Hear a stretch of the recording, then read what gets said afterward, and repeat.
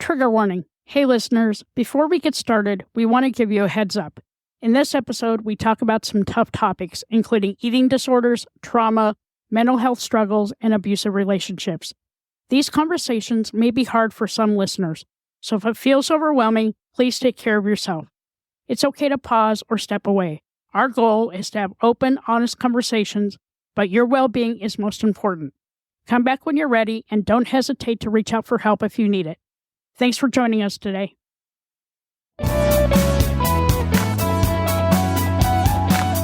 Hey there, listeners. Welcome to Shit That Goes Under Our Heads, the podcast where we normalize conversations around mental health. That's right.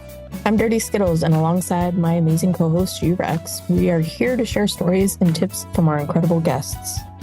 Each episode, we deep dive into struggles and triumphs of mental health, offering practical advice and heartfelt support. Because no one should feel alone in their journey. Join us as we break the stigma and build a community of understanding and compassion. Tune in and let's start talking about the shit that goes on in our heads. 3, 2, 1. Welcome back to another episode of Shit That Goes On Our Heads. Today, I'm here with my amazing co-host, Dirty Skittles, and we have our amazing guest, Ella. Welcome, Ella. How are you? I'm doing so good. Thank you guys for having me. I'm so glad you're here. It's been months since we did our pre-recording, and I was getting so excited about this episode. So I'm super excited to have you.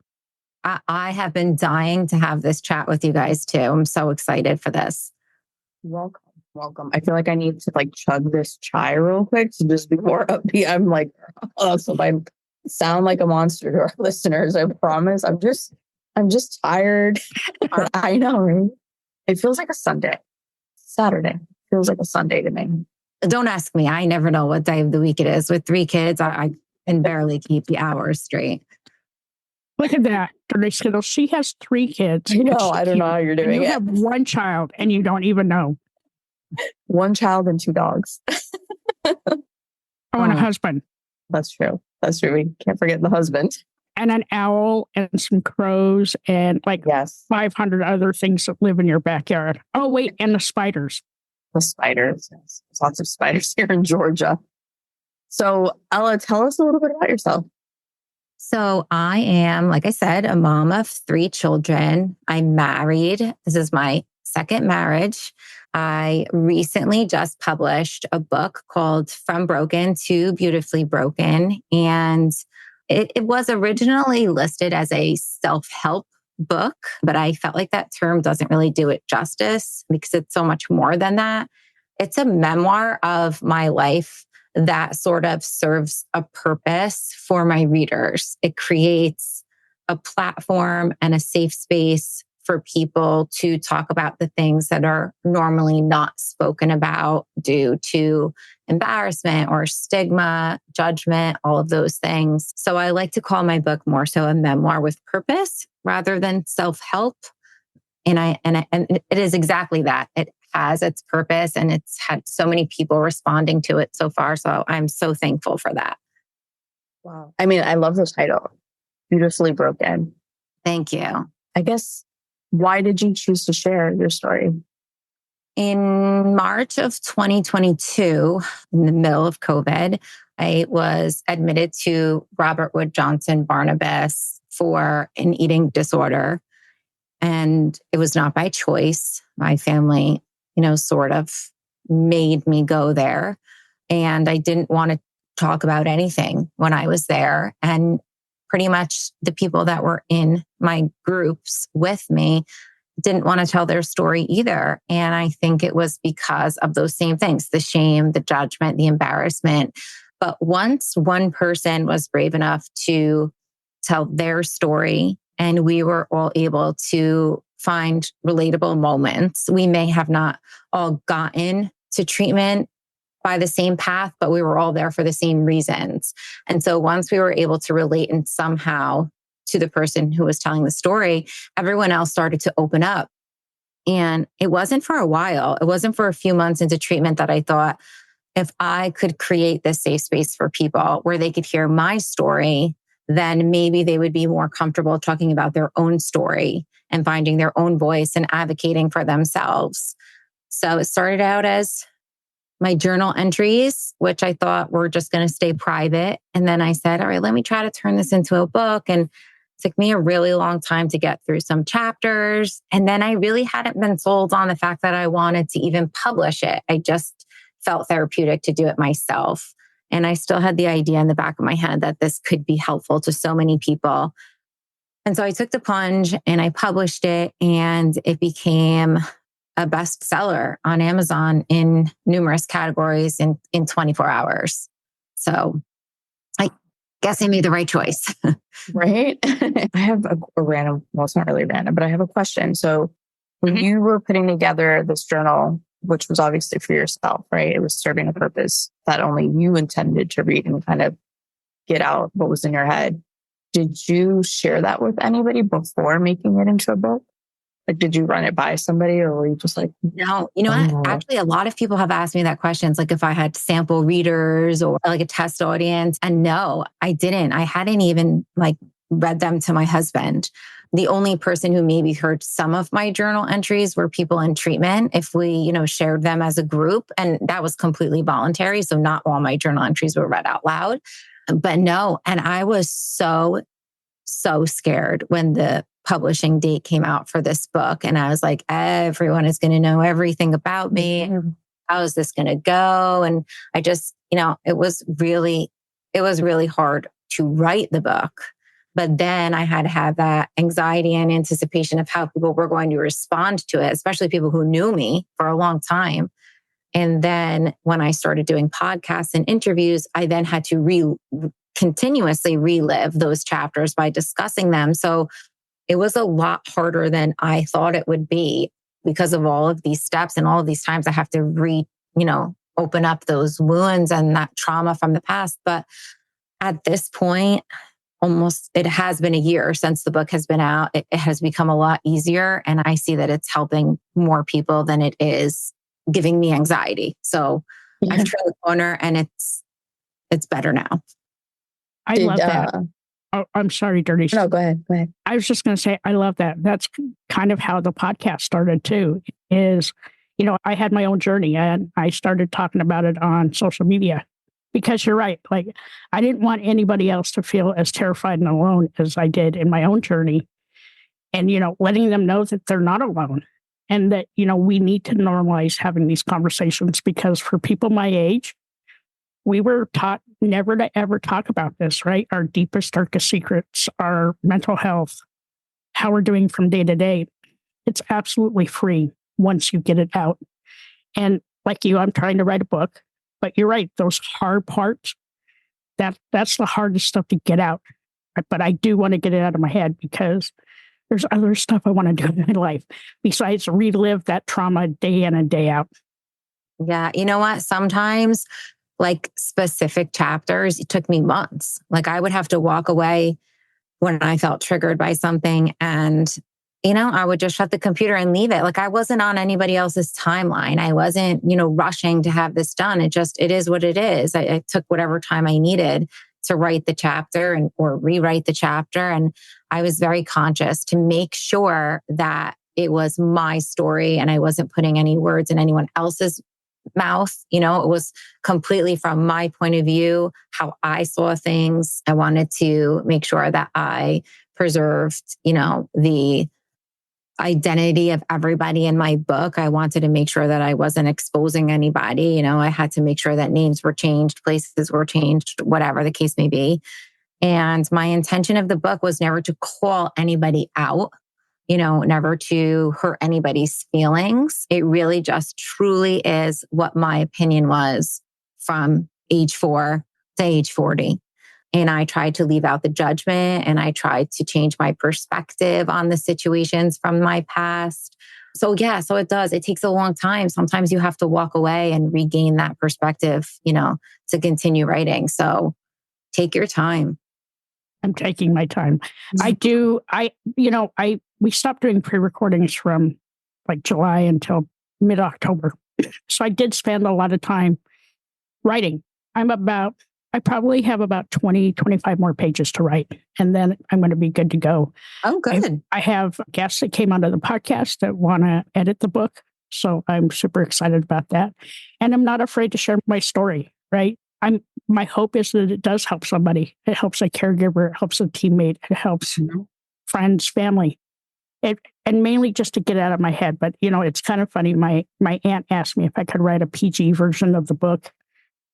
I don't think I can because it's really hard to transfer that emotional fuck into something else. So, I'm going to keep trying. But, listening to your story and reading your book, it helped me to understand that, you can be vulnerable on pages and that I'm not everybody's cup of tea.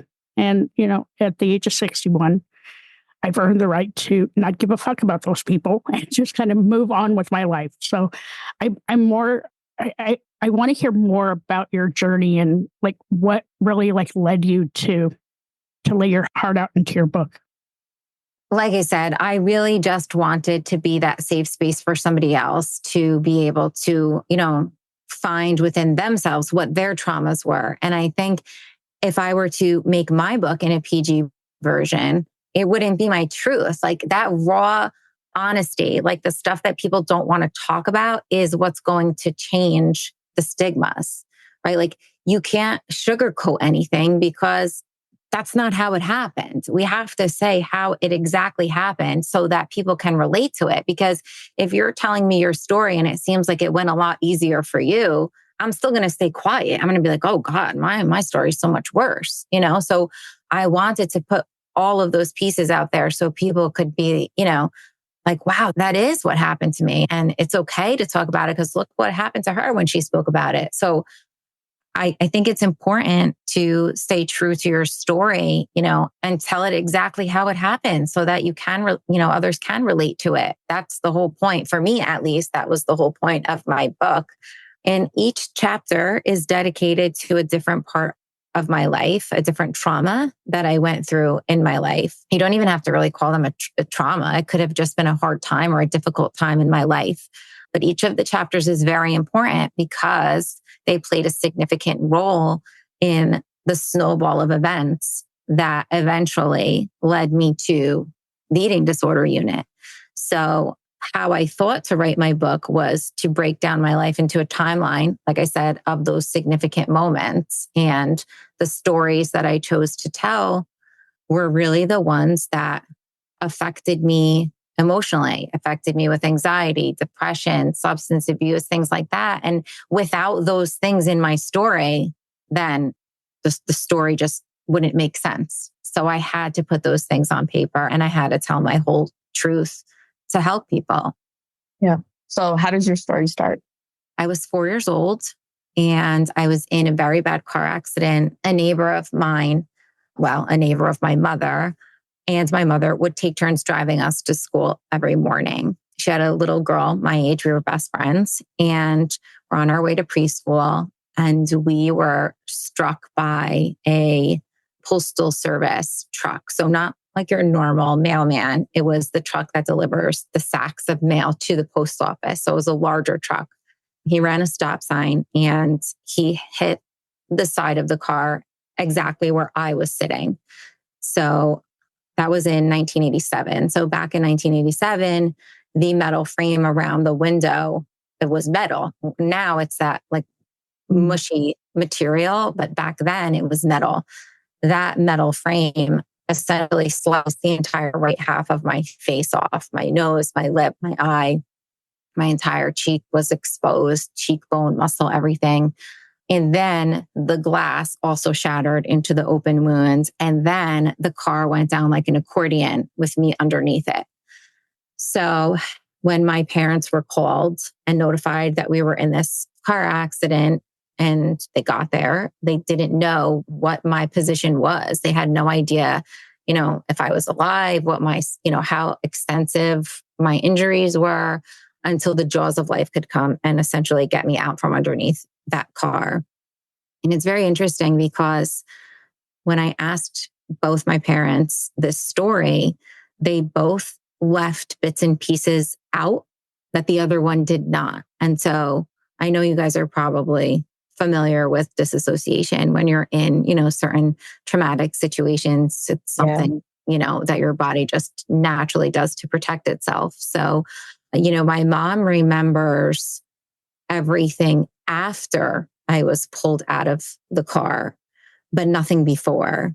And my dad remembers everything before, but nothing after. So between the two of them, I was able to piece together the story. And nonetheless, I ended up with over 500 stitches on the side of my face. Well, they stopped counting at 500. I had to have my eyelid reattached, pieces of my nose, my lip, and my collarbone was broken. So I was I was at 4. Yep. I was out of preschool for quite some time, but at 4 years old, that was my face. I didn't know my face. You don't really remember anything before 4 years old. So at 5, 6, 7, 8, I just thought that was my face. I didn't think my scar on my face was anything significant. And then came middle school. And well, actually, let me backtrack. I did have to see a therapist after the accident because I did have PTSD severely when it came to getting into cars, except like you mentioned, Gretchen, it was the 1980s. And so PTSD wasn't even something that was spoken about unless you were a veteran or in war, things like that. It had nothing to do with the normal person. So nobody really knew I had PTSD. They just thought I suffered from nightmares. So I saw a therapist for that. But I don't think that ever went away for me. I think maybe, it became easier to get into cars again with the guidance of this therapist. But even as an adult, I wouldn't let anyone drive my kids around.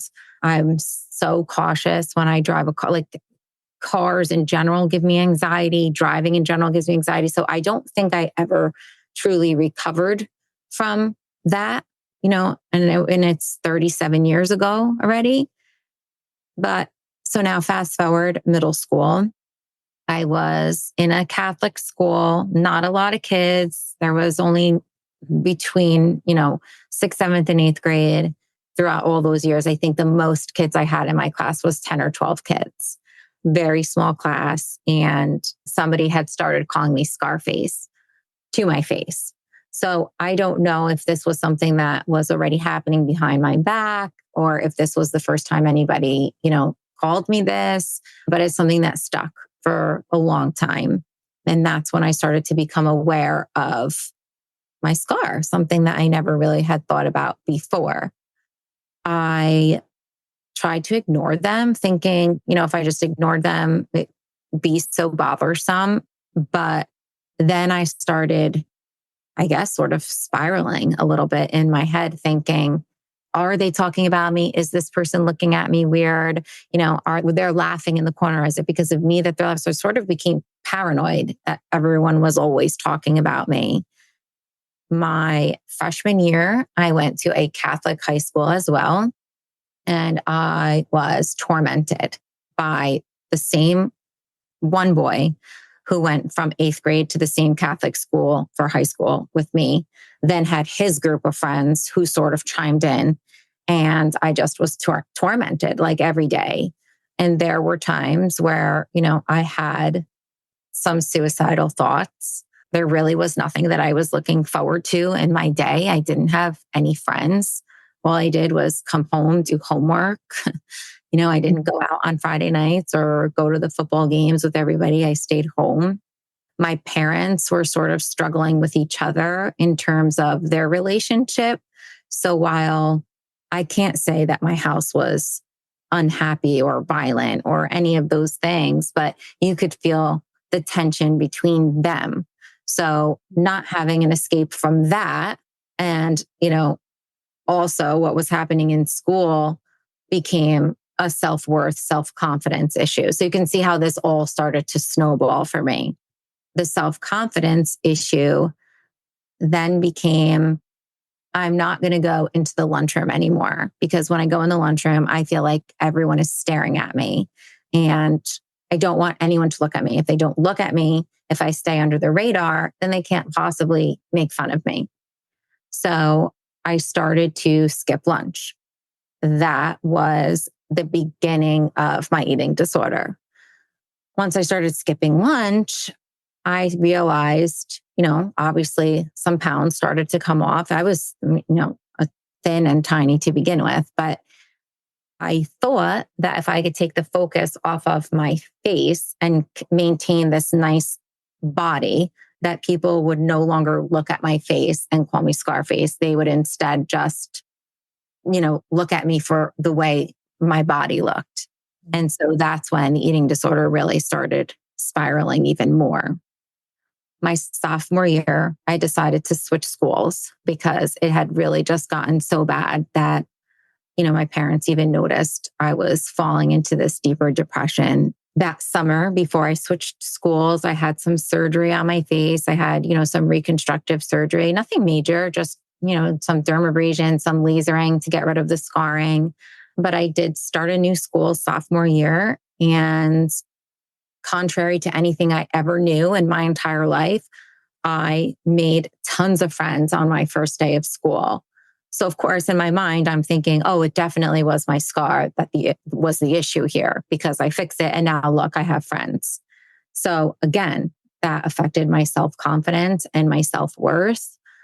Like I said, my parents didn't have the best relationship at home.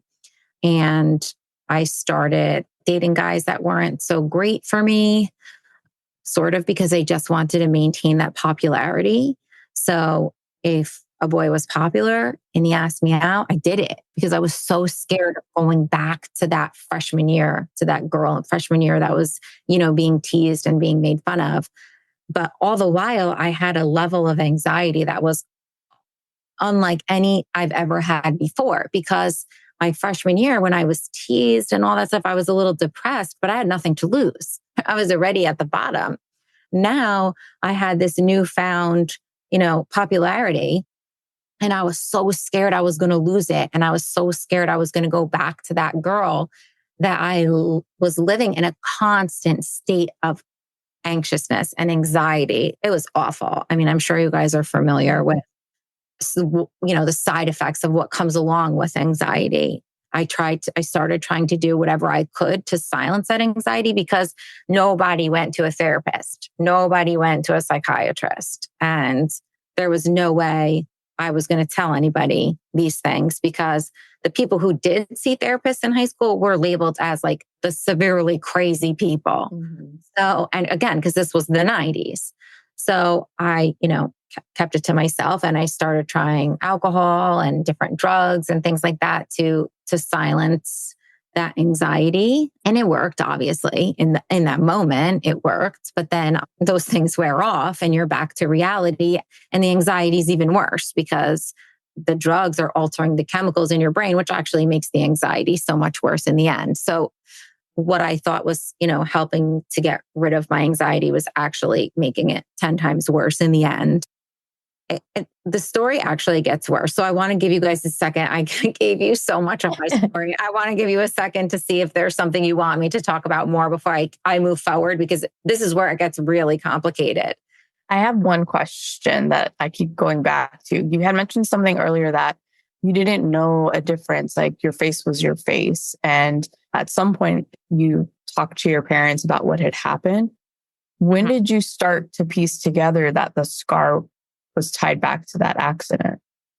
I think I always knew that the scar was from a car accident, but at a young age, it's just something that I was used to. So I thought other people would be used to it as well. Like I always knew it was from the car accident. I just didn't think people cared about it. I didn't think that people had an opinion about it because none of my family ever spoke about it, so I didn't think that other people would even notice it, I guess, because like whoever I was around all the time, family, they didn't really know, they didn't notice it or make a point of it. So it just was shocking to me.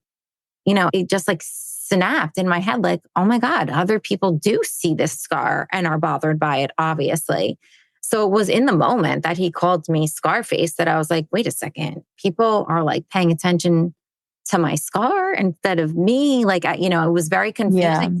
And I actually, when I was called Scarface, it was the first time that I felt a feeling I had never felt before, which I still don't even know how to put into words. It was like all the air was sucked out of me and I wanted to cry and scream and the room was spinning. You know, it was almost like I was having a panic attack. Yeah.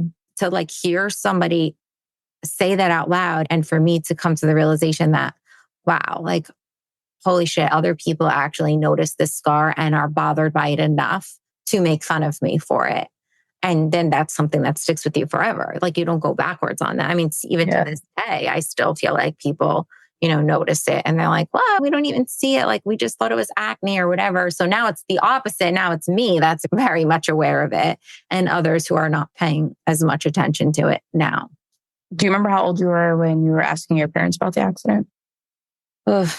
It must have been around middle school because once they called me Scarface, I did remember bits and pieces as a kid. Like I remembered being wheeled in the wheelchair in the hospital. I remember the smell of the iodine that they used on my face. I remember looking in the mirror, when I got home and seeing the stitching on my face. I remember those little things. So I kind of always knew about the accident in small pieces. And I never cared to know the whole story until middle school when they called me Scarface, then I said like, what exactly happened here? Like what were the series of events that happened? Because obviously this is a bigger deal than I thought it was all these years. And like I said, they would just give me small bits and pieces. And I thought it was because they were trying to protect me from knowing the whole truth. But in reality, my mom only remembered bits and pieces, and my dad only remembered bits and pieces. And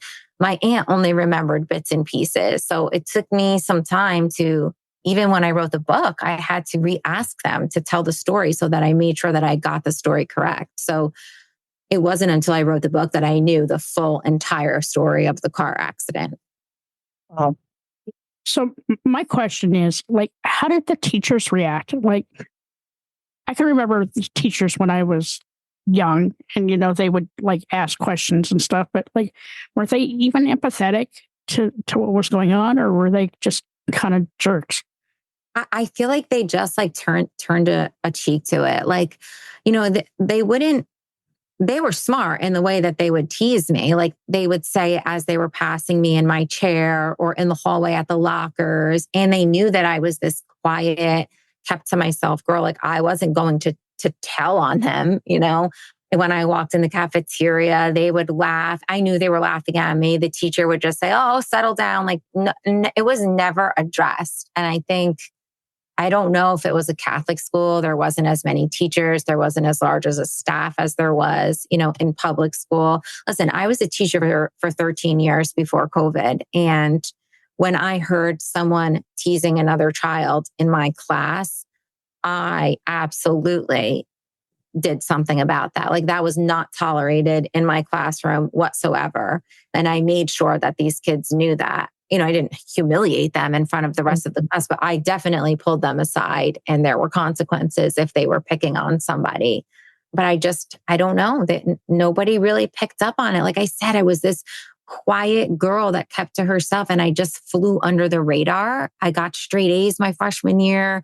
The teachers weren't really worried about me. Like I was that student that did what she was supposed to do, got good grades, stayed quiet. And, the teachers didn't worry about me. And when the kids were making fun of me, it was just, settle down, knock it off, come on, sit down. It was never an issue that was brought up with the teachers where they did something significant about it. And honestly, in that time, it would have probably not been addressed properly anyways, because I remember my childhood and being told, oh, boys will be boys. Mm-hmm. And like that would just, you. Like, he's teasing you because you like, so like bullshit, you know what I mean? Like it wouldn't have probably helped nonetheless. But I did think about that kid and I was like, fuck that kid. Where's he at today? What's his name? Just kidding. I do this all the time. I think like, I wonder what happened to them. And like, I'm actually not a believer in karma, which is strange because I believe that we like carve our own paths and our destination is in our own hands. But I'm like, I wonder what happened. Like the universe had to do something. Right. Like, they couldn't have just like gotten away with doing that to me for all those years. And I did run into one of the boys years and years later. I mean, maybe it was like 10 years ago. And it was at a friend's christening. And he was the clown at the christening. You're like, as you should, fucker. As you should. You know what? I'm not knocking that as a job. However, I often would say like in the years after, like, oh, that kid was such a clown. Like he was, such, and like actually he is. And I said to my husband, I'm look, actually manifested it for him. Like, this is crazy because like it actually happened. But yeah, and what's funny is when I became popular, in sophomore, junior, and senior year, a couple of those boys that teased me in my Catholic school freshman year asked me out later years, which I found comical because I would never give them the time of day. It just is, it's, whatever. The universe always plays out in some way, but I never actually thought I would see him as a clown. I love that. It is very funny. It's very funny. Yes. And I went up to him actually because I had kids and I was like, oh, my kids, want balloons or whatever. And I looked at him and I was like, do you know me? Yeah. And he was like, no, like, I don't know you. He knew. He fucking knew. 100% knew who I was. He was hoping you didn't know who he was is the problem. 100% knew who I was. And I was like, oh my God, this is it. My husband was just laughing because, he knows the story and he knows this boy also. And he was like, what are the odds? And I was like, I don't know, but you know what? I wish I could manifest everything like that. But. Right? Oh man. Okay. So that was freshman year, flying under the radar, getting straight A's, sort of almost self-medicating in some way to kind of just come, I don't know, to be able to operate, I would imagine, just get through the day. So then what happens next? So I become popular. I start dating a lot of, I guess, for lack of better words, losers, but just because they were popular and I needed to maintain that level, I dated them. I went to parties that were, things were going on that weren't exactly the safest. And then I got a boyfriend. And that boyfriend ended up being emotionally and physically abusive. And because of that, low self-worth, I thought that, hey, this is what it is. This is what you get. If you want to have a boyfriend, this is the kind of boyfriend you're going to deserve. So even though I had found that popularity, I still thought I was the same loser from freshman year. So I accepted whatever I could get, not creating more self-worth, higher boundaries, not setting the bar higher. Like I had the lowest standards because honestly, I never thought I was gonna, I thought you had to be lucky to get a boyfriend. I thought you had to be like beautiful and cool, And so if I had a boyfriend, whether he was emotionally abusive or physically abusive, like I still could say I had a boyfriend. And that's what was going on in my head. So you could see how bad my brain was functioning at this point and how much therapy I needed at this point. And as the years progressed, it just got worse and worse. And, alcohol always lasts for so long, so you go to something else. And then I was going to clubs in the city with friends, I was going to clubs at 15, 16 years old. And my parents thought I was sleeping at someone else's house. And I was really at a club in the city doing drugs. And drugs are the only thing that gave me a sense of peace for whatever that moment was. Like it's the only time my anxiety was at zero. But of course, then those drugs would wear off. And I was like, oh my God, I could have died or this could have happened. So then the anxiety got worse again. And so then you try to use other drugs and then I try to use pain medication, anything I could get my hands on just to silence my head. My head was just so noisy all the time. And I just needed it to be quiet. So I dated this boy throughout high school. Anytime I tried to leave him, obviously, he would remind me that, you have a scar on your face. Not many people are going to want to date. Like he tried to keep me where I was and he cheated on me. He definitely took advantage of me. And I guess it was my freshman year in college. I broke up with him and immediately started dating someone else who was even more abusive emotionally than any relationship I had ever been in, because he 100% made me feel like I had zero self-worth, that I was worth nothing. He wanted to keep our dating a secret. He would, hook up with other girls in front of me. He would, if anyone would ask our relationship, oh, we're just friends, he would never, show me off, I guess, to say. So that made my self-worth plummet even more. At the same time, my parents got divorced, and the divorce didn't really affect me because I knew it was coming. Like, my parents had this relationship where they just coexisted, and they did everything for their children, not for themselves together. So, I was in college, I was older. So the divorce didn't really affect me so much as when my dad left and started dating someone else, that became his new life. And so now I have a boyfriend who wants to hide me from everybody and, not acknowledge the relationship or, play these like narcissistic games with me. But at the same time, I now had a father who left, but not only left, he decided that this new family was more important than us. So at, two different angles, I was feeling like I was insignificant in every way possible at that moment. So that was I think that was one of my hardest years for me, like aside from the bullying and all that, having two people that I cared about sort of not acknowledge my existence really broke me down a lot. And my eating disorder started spiraling. Like, I was down to taking a slice of cheese and I would cut it into 4 pieces and I would only eat a quarter piece of the cheese in one day. And that was just a way of me, and I didn't know this then, but that was a way of me trying to control something when everything around me was just spiraling in a way that I didn't want it to go. And there was nothing I could do about it. In hindsight, yeah, I could have broken up with him. I could have, had built my own confidence by going to therapy, but I didn't know that then. I didn't know that at, 17, 18, 19 years old. So let me think how this goes next. If I can ask a question. So you mentioned something that you said you basically thought that if girls who have boyfriends are lucky or beautiful, and you getting this abusive relationship one after another. I'm trying to put myself in your shoes of like, if I'm already feeling a certain way about myself and I'm almost attracting what I think I deserve. Mm-hmm.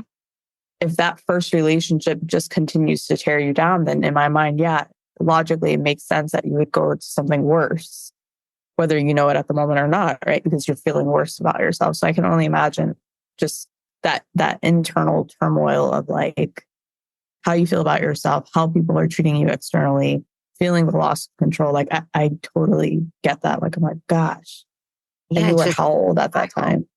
Yeah. Let me think. So 18, 19, 20. I was probably like between 19 and 20. I was in the second relationship. My first relationship, the abusive one, was in high school into my freshman year of college. And then the second relationship started my freshman year of college, went through all of college, on and off, back and forth, breakup, cheat on me, the constant battle. And then my senior year of college, I got pregnant and I told him, and he was excited. He was like, oh my God, I love kids. And okay, so I, in high school, took child development classes where I watched children in the class. I wrote my papers on anti-abortion. I wore the little pin on my coat with the little feet on it. And I loved children. I was going to become a teacher. I was in my last year of college. So I was about to do my student teaching. And so kids were like a big part of my life. So when I found out I was pregnant, I wasn't thrilled, obviously, because I already knew that this guy was not good for me. But it's a baby and I love babies, So he was happy about it. My parents, not so much. They did not love the idea. They weren't really very supportive of the idea. Like I said, they had just gotten divorced. My mom had finally gotten back on her feet. She was still teaching. So it's not even like she would have been able to help me with the baby because she would be going to work every day. And so my boyfriend at the time's mother offered to have me live with her and she would help us raise the baby. And we were like, okay, this can, work out. We started telling everybody. And all of a sudden, I guess maybe 9 or 10 weeks into it, he decided, no, I don't want to do this anymore. I'm not all in. Like I don't want a baby at all. And I didn't have the support of my parents. I didn't have his support anymore. Obviously, I wasn't going to move in with him and his mother if he didn't want this.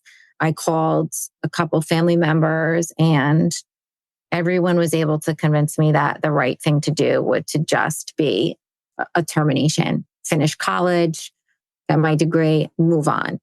It's not what I wanted, but I ultimately did that. And my boyfriend at the time told me that I had to have it done, but it was not something he could come with me to do because he didn't believe in it.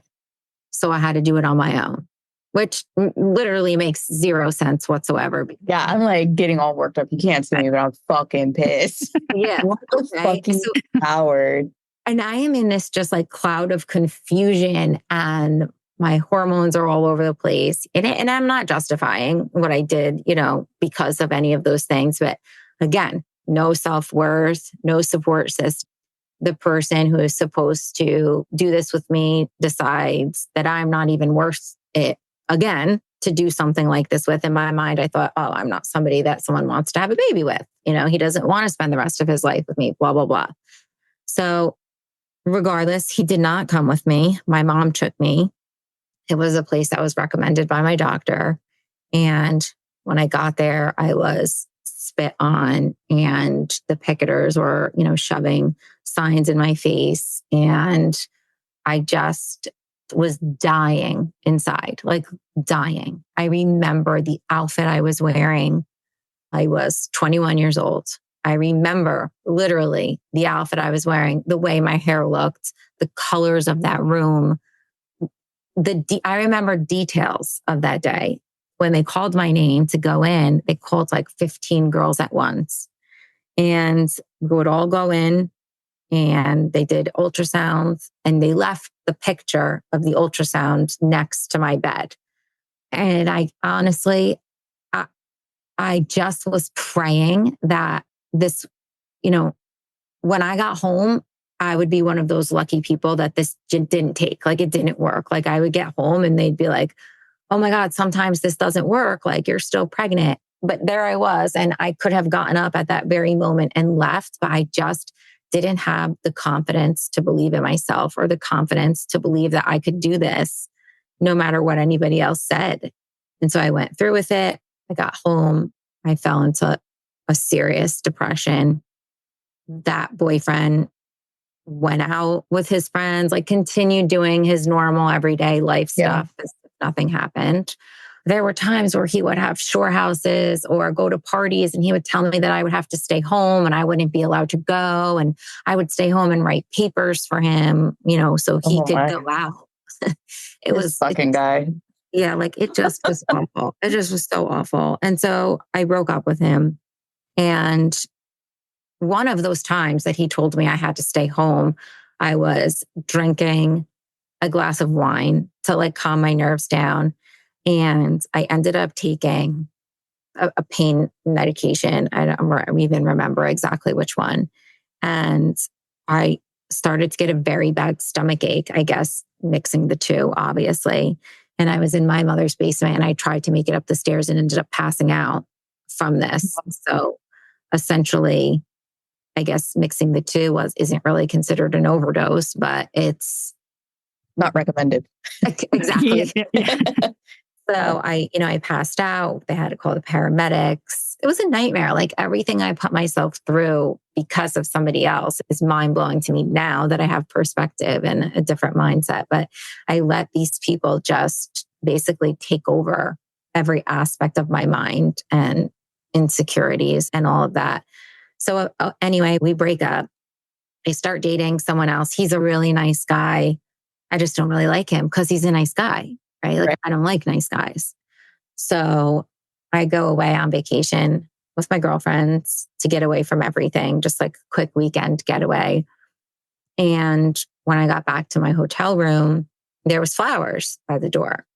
And I thought, oh my God, this kid is like seriously annoying. Like, we just started dating. I can't believe he's sending me flowers on vacation with my girlfriends. And they weren't from him. They were from my ex-boyfriend. And he somehow suckered me back in, like he always He's did. not a nice guy. Suckered me back in. And I ended up getting pregnant again. This time I was pregnant with my now daughter, who's 18 years old. So we had that baby, we got engaged, we got married.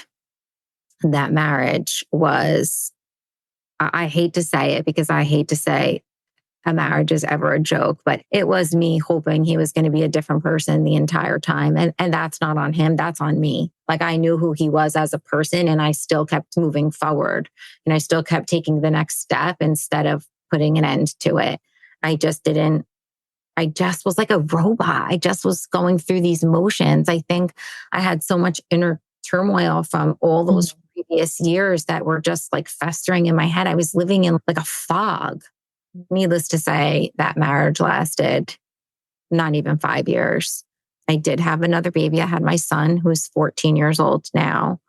But I went through so much in that marriage. It was there. I don't even think there was enough time in this episode to talk about everything I went through in that marriage.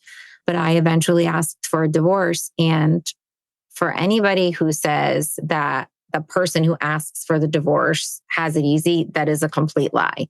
It is, no matter if you are the one asking for the divorce or if someone wants to divorce you, it is gut-wrenching if you have children, because you have to take everything they know and rip it out from underneath them.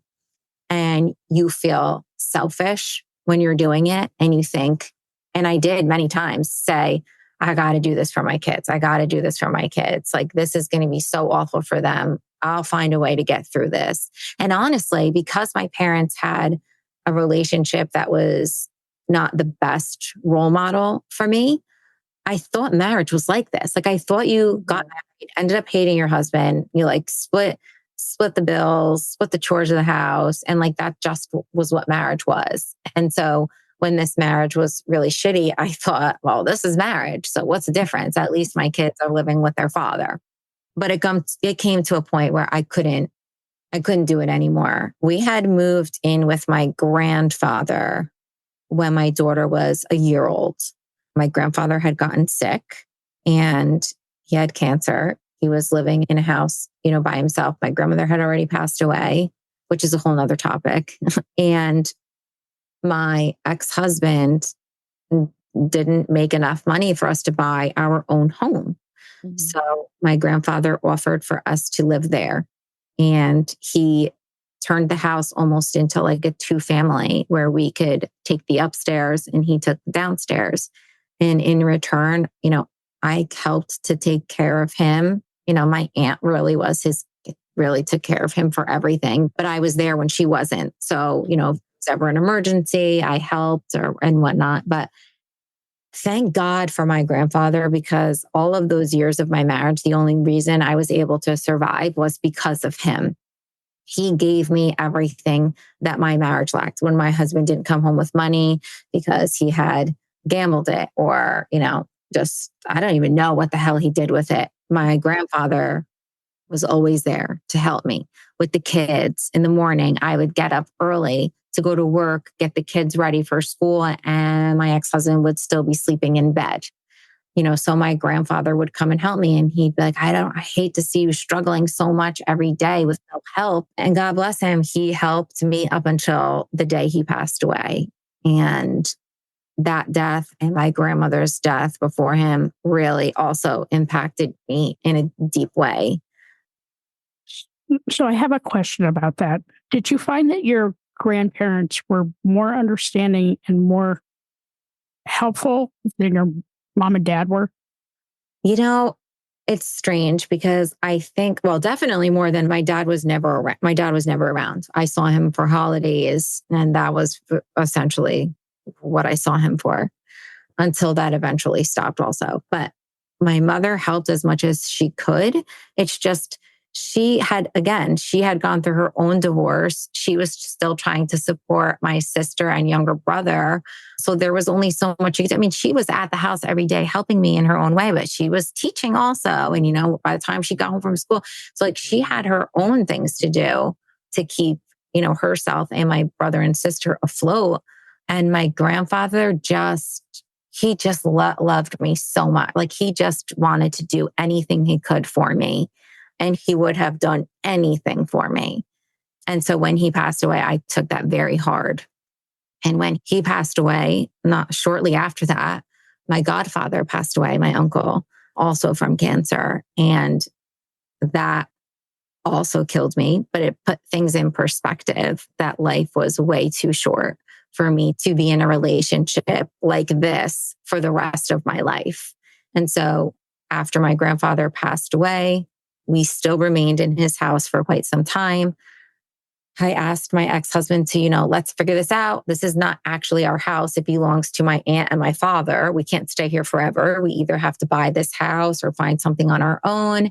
And he just didn't care. Like I still had to go out and try to get another job or do another like stipend at school, something to keep us afloat. And I felt like I was taking care of another kid. I felt like I didn't have a teammate. I didn't have a partner. It just was another person I had to take care of. And, after my grandfather passed away, it started to come to light, like you need to get a divorce. You need to get a divorce.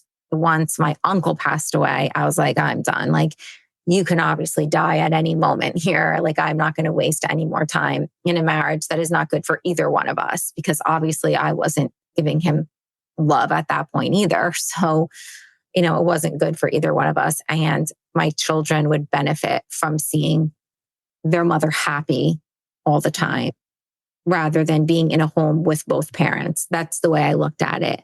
But I still had to rip everything from underneath them and hope that this was all going to work out.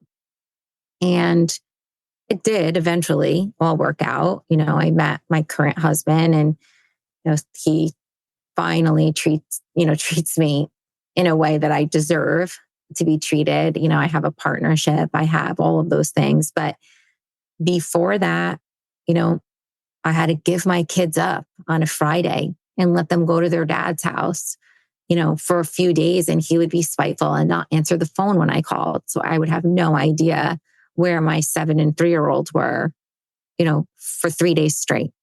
And he wasn't the most present father for them. My daughter ended up doing a lot to take care of her brother, made sure his lunch was ready, made sure he did his homework. And so unfortunately, the divorce did have, some negative effects that were unavoidable. My daughter had to grow up before her time. She's a very anxious person. And I think, again, that's because she held the weight of so much at such a young age. And my son really had a hard time at 3 years old. He would constantly cry for his father. He wanted to go there. His father couldn't take him on certain, like he just couldn't understand why he couldn't have both of us at the same time. But when I started dating my husband now, he just, he loved him. Like he showed him so much attention. They hung out together, and that's when it started to become healthy, So I had to go through that rough patch a little bit. But because someone showed me how I deserved to be treated, I started to gain that self-confidence back, and I started to have that self-love and self-worth. And he showed me that I was worth those things. And I, in turn, then became a better parent, a better person in general for a few years. Yeah. And then we got to COVID. So that's a whole nother part of this. So I'll pause for a second in case you guys have to take a second to just internalize all of that. I have a question. When you met the husband you have now, did you have the same, like, oh, he's a nice guy feelings when you met him? So, funny story. I actually met him. I met him the same year that I met my ex-husband. I met him at my freshman orientation of college. And I was with my best friend at the time. And he was with his best friend at the time, who was somebody we knew. And so we, said hello. And at freshman orientation, you had to sleep in the dorms overnight. And so again, I wasn't the greatest teenager. My friend and I had somebody drop liquor off in the dorm rooms, and we had a party that night. And we invited them to the party. And I was like, oh, I was so excited. I'm like, oh my God, this guy's so cute. I never met him before. And he paid no attention to me. He paid attention to the girl that was my roommate. And I was not going to be fighting for anybody's attention. I didn't have the confidence to do that. So I let it be. And I was like, okay, whatever. So I ended up, dating my ex-husband. He went his way. I went my way. And another one of my friends said to me, oh, I have this new boyfriend I started dating. I really want you to meet him. Can you come hang out with us and his friends? And I was like, I really don't want to be the third wheel, but if you want me to go, I guess I will. And I go, and it was him. So she is the boy that paid no mind to me, my freshman orientation. She was now dating him. And I was like, well, this is awkward. You know what? We moved on. I said, it's only going to be awkward if I make it awkward, because he didn't know that I was interested in him. So I hung out with him quite a few times. I got to know him then. And so I knew he was a nice person from then. And I knew the way that he treated my friend. And I knew that he just genuinely was a good person from that. When they broke up, I never saw him again after that. When I got divorced, I actually messaged him on Facebook. I know, which is totally out of my character. I hit send, and I literally threw my phone, and I was sweating. Panic attack. Panic attack, hives, everything. And I'm like, why did I just do that? What if he's like, I don't even know who you are. Who are you? I don't remember you. I will die. So, but he did. He remembered me. We started chatting, and he teases me to this day that I sought after him. But I changed the narrative on that. And I say, I was just the one that had the guts to do something about it, for one, whatever. So I tell women all the time, don't ever be scared to take a jump at something. You never know what happens. But I said, I want to go somewhere with my friends, but I'm so out of the loop because I just got divorced. So that's how I kind of threw in my divorce in there. Mm-hmm. And he suggested a place that we go to. So I went with all my girlfriends. He shows up, doesn't pay attention to me again. Well, you've got all these other girlfriends. No, I'm just kidding. What is happening? Doesn't say hello, doesn't come my way. I see him across, this bar/restaurant that everybody hangs out at. And I'm like, he's not coming over here. What is happening? I was like, you know what? I can't.